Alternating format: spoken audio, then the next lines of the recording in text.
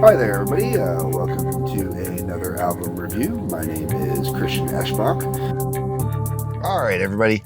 So it's going to be a bonus video uh, for today. I don't know if it's going up on Monday or Tuesday, but it's either a bonus video for Monday or for Tuesday. Probably look like a bonus video for Tuesday. Okay, so anyways, Black Sabbath, back to the beginning. The final show, the big goodbye. We know it's not the big goodbye. We know there's another album in the works coming out, but essentially it's the big goodbye. Ozzy definitely, well, he did a great job during the Ozzy and Black Sabbath portion of the evening. You can definitely hear that it's best that he doesn't handle the stage anymore, and him sitting in a chair for an entire set, that would be a little much. The energy he showed, where he kept trying to get up out of that chair, man, kept expecting him to rise. All right, there's 11 hours of music. Special thanks to Pat, and obviously to my Tracy and Dylan, and I am so sorry I've forgotten the nice lady that came with Dylan. And anyways, special thanks to everybody that watched it with me for those hours, and all those bands. So first up, we had Mastodon. Mastodon performed Black Tongue and Blood and Thunder of their own, and then Supernaut from Black Sabbath. Every band that performed either a Black Sabbath or an Ozzy song as part of their track list. Mastodon, I don't know well enough to comment on one way or the other.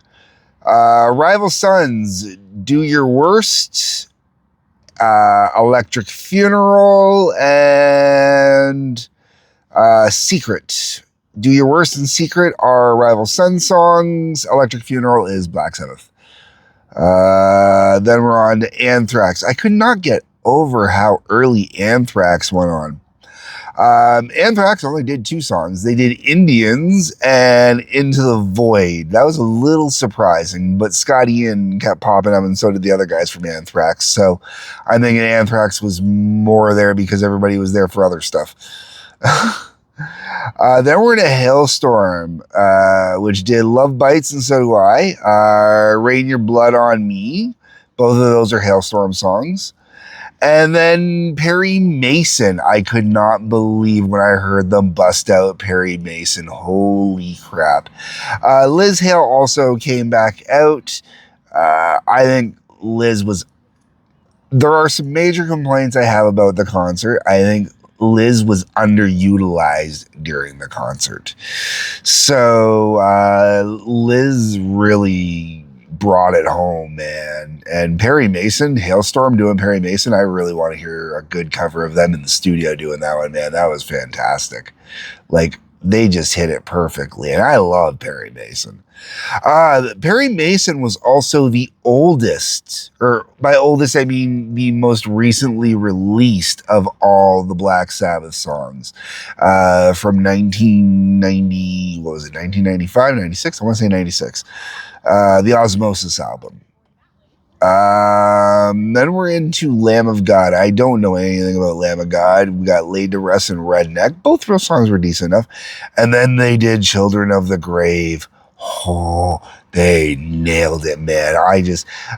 There are 2 songs I kind of tuned out. They don't do much for me, a little too much screaming. But when they got to Children of the Grave, man, and they dropped that riff, and Children of the Grave is probably my favorite Black Sabbath song. Only Black Sabbath song I've taken the time and effort to learn on 3 different instruments, minus the guitar solo, and not including singing it as an instrument. Okay, then we're on to Supergroup A, Tom Morello's All-Stars. I'm not going to go over all the different lineups. Basically, you had Dave Ella, pretty regular. The first one, yeah, you were switching out. Someone did the math, and it was like there was 13 different supergroup lineups that technically happened throughout here. And so we got The Ultimate Sin covered, Shot in the Dark covered, Sweet Leaf covered, Believer covered, Um, oh, I guess Believer would be later than, no, Believer's, yeah, right. Believer's an early one. Changes from Sabbath, and then Mr. Crowley. Um, Mr. Crowley doesn't really count as it wasn't actually performed at the event. It was a video that was piped in that was broadcast live featuring Jack Black, Revel Ian, Roman Morello, Yoyoka Soma, and Hugo Weiss. I basically, this is kind of like a super group of kids of, Nepo babies and Jack Black. Then we got Alice in Chains came out doing Man in the Box, Wood, and Fairies Wear Boots. I got the live stream, obviously. I was not at the concert, unfortunately. The damn sound cut out during Fairies Wear Boots. If Children of the Grave is my favorite Black Sabbath song, Fairies Wear Boots is my second favorite song, and it was interrupted by sound cutout. I was not impressed, especially since, now, it could be because something went wrong with the broadcast, but at first it sounded like Jerry Cantrell was really off.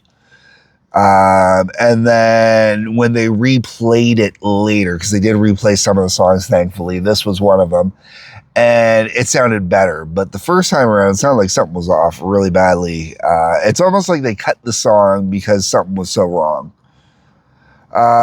Then after that, we're into Gojira, depending on how you want to say it. We got Stranded, which I don't know, Silvera, which I don't know, Mea Culpa, which is a traditional song, I guess. Either way, I don't know any of the three. I don't know much from them. And then they covered Under the Sun, and oh my God, it was brilliant. Under the Sun, not an easy Sabbath song to start with, and these guys just nailed it. I mean, holy crap, they brought this one home. It was fantastic. After that, they went into a drum off, which was Travis Barker, Chad Smith, and Danny Carey. Basically, they were doing kind of a jam drum on Symptom of the Universe, and I'm going to be completely honest. This was one of the other things that really kind of pissed me off, because they had a real opportunity here to showcase a Black Sabbath song that rarely ever gets showcased. They could have showcased Rat Salad, a song that's actually designed specifically for something like a drum off. And somehow they end up using Symptom of the Universe instead. I did like the playing of the Symptom of the Universe. It was really enjoyable and whatnot, but at the same time, you could have done Rat Salad. Then we're on to Supergroup B. Once again, I'm not going to go into all the people. Just go check it out online for yourselves, guys. But for that, we got Breaking the Law. Now, I'm going to bring this up because a lot of people keep saying, oh, I can't believe Judas Priest wasn't there. I can't believe Judas Priest wasn't there. Judas Priest wasn't there because they had already been committed to the Scorpions' 60th anniversary show, which was booked well before this was. And because of that, unfortunately, they couldn't make it as much as they wanted to, which is why they released that War Pigs tribute video. Also, at the same time, though, thankfully, KK Downing is not with Judas Priest right now, so KK Downing did show up and was there, which is why Breaking the Law is one of the songs that was done. From there, we go into Snowblind, then Flying High Again.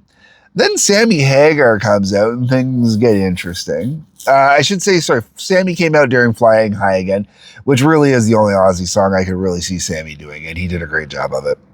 Then he did Rock Candy, which was really surprising and really cool. Then we're into Bark at the Moon. And that was with Papa V from Ghosts. Then Steven Tyler comes out, and this part of the set kind of confused me a little bit. So they did Train Kept a Rolling, which, sort of makes sense. Walk This Way, Steven Tyler's there, sure, why not? And then they go into kind of this cut version, A Whole Lot of Love, but not a single Sabbath song with Steven Tyler singing. And I was thinking about it, and I'm like, come on, there had to have been a Sabbath song that Steven Tyler could have done or should have done, if not an Ozzy song. You know what I'm saying? But no. I mean, even if it would have been one of the ballads. Um, so to me, that felt like Steven Tyler was just there because Steven Tyler was there. You know, it didn't feel like Steven Tyler was there to celebrate Ozzy or Black Sabbath. Then we go on to Pantera. We got Cowboys from Hell, obviously. Walk, of course. Planet Caravan, that was very nice touch and makes sense since, you know, they've covered it before. And this is where I was expecting something a little bit different. I was kind of expecting them to do Hole in the Sky because they had covered Hole in the Sky before. But instead, they did Electric Funeral. And there's a reason why coming up later on, which I'll get into as I go as well. Then we're into Tool, and we got 46 and 2, which I don't know. Hand of Doom, brilliant cover, absolutely magnificently done, but it's Tool, so I'd expect nothing else. And Enema after that. Then we got Slayer. They did Disciple, War Ensemble, Black Sabbath's Wicked World Part 1. Then into South of Heaven, then Raining Blood, and then Angel of Death, which kind of, for me, it's like, okay, great, Slayer's there, and, you know, the mosh pits definitely enjoyed Slayer being there. But 6 songs, only 1 Sabbath tune, man? I mean, the Sabbath tune they picked was impressive, but only 1 Sabbath tune? I was a little disappointed by that. And then Guns N' Roses gets on. And Guns N' Roses, man, holy crap, did they do it right. So, It's All Right, which is off Technical Ecstasy. Then Never Say Die. Holy shit, I can't believe they did Never Say Die. Now with It's All Right, they did a shortened version of it. They didn't play the full version. They didn't get through all the verses and that. It was mostly just the chorus and the intro, the chorus, and the outro. But it worked out well because of the way they work it in to Never Say Die. I was like, oh my God. And then they bust out Never Say Die. Axl sang everything too high. Except for, I'll get into this, but to me, it seems like Axl was singing everything too high. Axl can do a great lower voice. And if he had done his lower voice like he does, I think Never Say Die would have been better. Then we get into Junior's Eyes. Holy shit. Also off the Never Say Die album. This is like, I couldn't, oh my God. Guns N' Roses needs to add Junior's Eyes to their set list. Holy crap, it was magnificent. Like, I really hope that they record Junior's Eyes to release for a single or whatever. Like, out of all the songs that they have done from Sabbath, their interpretation of Junior's Eyes was just magnificent, man. And what a great deep cut. And then they go into Sabbath, Bloody Sabbath. 4 songs. We got 4 songs from GNR for Sabbath, man. And Sabbath, Bloody Sabbath is the most popular of the 4, you know, like the most common of the 4. The other ones are all like off of obscure technical kind of albums, you know, like no one thinks of Black Sabbath albums. And then we hit the 2 GNR songs. We get Welcome to the Jungle and Paradise City, which was pretty impressive. The one thing I liked about the live feed is when they were doing Paradise City, it really felt like it was a modern adaptation of the original Paradise City video, the way they shot it and all the angles they used and everything. Really, really cool. Then we're into Metallica. Of course, there's only one band that technically deserves that opening spot before Ozzy and Black Sabbath, and that is definitely Metallica. With Metallica, we got Hole in the Sky, which is why Pantera didn't do it. And I'm going to be honest, well, I understand why they're doing it. James shouldn't do Hole in the Sky. They should have done Sabracadabra instead of Hole in the Sky and let Pantera do Hole in the Sky. James's voice just does not sound right when he's going after those highs in it. But I'm going to come back around to that in a minute. Then we go into Creeping Death, For Whom the Bell Tolls, and then Johnny Blade. Okay, guys, you guys got to add Johnny Blade into your list. Holy crap, that was awesome. Another one off of the Never Say Die album, going into the heavy-duty deep cuts. And man, they sounded so good doing it. Oh, So good. And I mean, it was a little high for James. He was going into that high zone like he does on Hole in the Sky, but not the same way. And it really works on Johnny Blade, man. Like, I can't believe some of these songs that he went after with the high vocals and whatnot. It's brilliant. Then we got Battery, and finally, Master of Puppets. All right. Then we get into Ozzy. We start off with I Don't Know, which I was surprised that was in there. Mr. Crowley, which because of the Jack Black tribute, I was kind of surprised that was in there, but I was happy that it was in there. Suicide Solution. I'm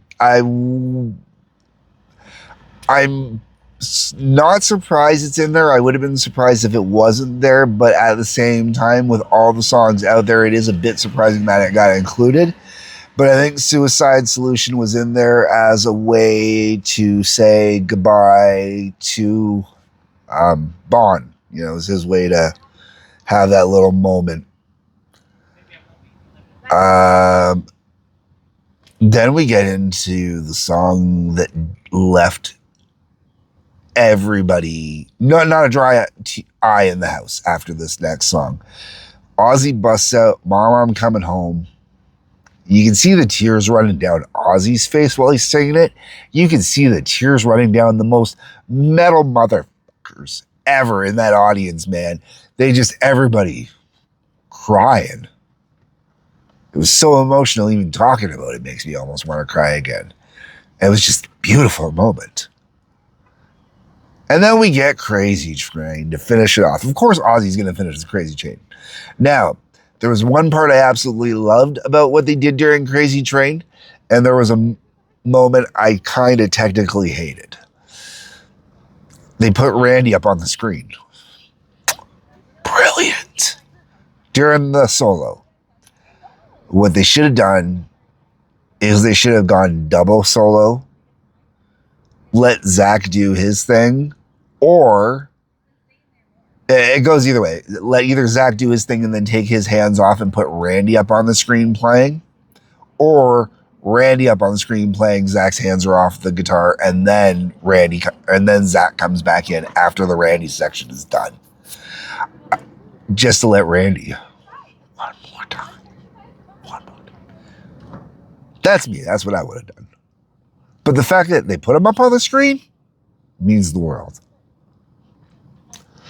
Then we get into the Black Sabbath songs.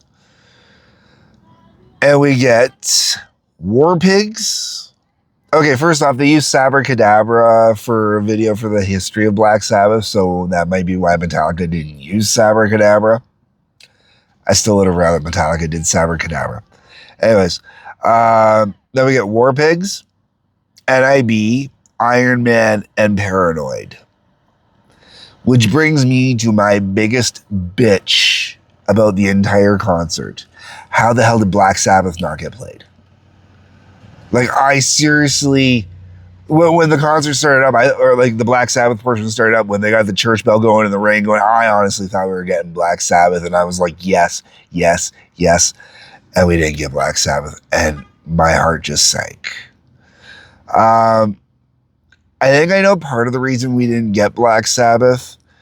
I love Bill Ward, and only on Iron Man did I notice it. He was really kind of struggling to keep the beat on Iron Man. And I gotta say it's because Iron Man's too slow. So, because when he got faster tempo, he was doing fine. The slow tempo, he kept kind of dropping the beat a little bit on Iron Man. And that was really kind of weird. Only because, but I think it's because of how slow it was. He wasn't catching the rhythm right on that. And I've been there, I've done that, I know what that's like. Sometimes the slower the song, the harder it is to play as a drummer. As weird as that sounds. The whole way around, I loved every minute of the show, you know, like there was no part of it I didn't like. There are definitely things I would have liked to have seen differently. You know, but the fact that we got Jakey Lee out there is amazing. You know, Zach Wild was out there, which is amazing. You know, obviously IOME was out there. You know, multiple people that have played with Ozzy in his band. I will say there are a couple moments I was a little upset about. I would have liked to have seen Rob Trujillo come out to play with Ozzy, but I was okay that he didn't. But I would have liked to have seen it. Uh, Only because Rob played with Ozzy for so long. I will also say I was a little upset that there was no Jason Newsted. I'm sorry, man, but Newsted should have been there, man. He didn't even get a teleprompter kind of message thing to Ozzy. It kind of sucks. So I'm not sure what the story is there. I wonder if Newsted was the one that got kicked off. Okay, so and then there's the rumors of who got kicked off and who didn't, right? Yeah. But the whole way around, I really think it was a great show. I really think they did a lot of great stuff with it, and I was really, really happy with it. Could it have been better? I really don't think so. Not with Ozzy's health the way it was. But that's really what the deciding factor on that really was, because all the super groups for the most part were really good. You could squabble about a few things here and there. There were definitely some sound issues. James during Metallica set got messed up because his echo that's supposed to go off didn't go off, like on From the Bell Tolls. The echo at the end of his lines wasn't going off properly. It screwed up and it went off wrong at one point, so it totally threw his vocals out of whack at one point. So there were definitely some issues there. But, you know, that big of an event, there's bound to be issues. It is a little upsetting that Liz was the only woman out there representing. You know, you'd think that at the bare minimum, you know, the Pretty Reckless maybe could have been there too. I don't know. It feels like should have been a little more representation. I don't know. There are other gripes I have as well. You know, I would have given anything for just one band at the very end of their set. Even if it was, I would have given anything if it was freaking Geezer and Tony. At the very end, the very last thing, you just hear them drop down that intro to Heaven and Hell as they're walking off the stage, man. I would have given anything for that, just to get that moment out there for Dio as well. Yeah, another one too, Ian Gillian. Another person who I really think could have and should have been there and wasn't. Anyways, I can understand why, you know, because Sharon and shit happens. Anyways, those are my thoughts, my views, my opinions on the whole Black Sabbath back to the beginning thing. You're going to be watching this at the same time. There's been a bunch of Black Sabbath reviews coming out. Just the way the timing worked out, I recorded those months ago and posted them months ago. They're just coming live now. Anyways, folks, let me know what you think down in the comments below. What did you think of the live show? Did you watch the whole thing from beginning to end, whatnot? Did you enjoy it, etc., etc.? That's the comment section down below is for. On your way down there, hit the like button, subscribe button, bell for notifications. You'll see a couple links. Check those out as well. Otherwise, folks, peace, love, take care.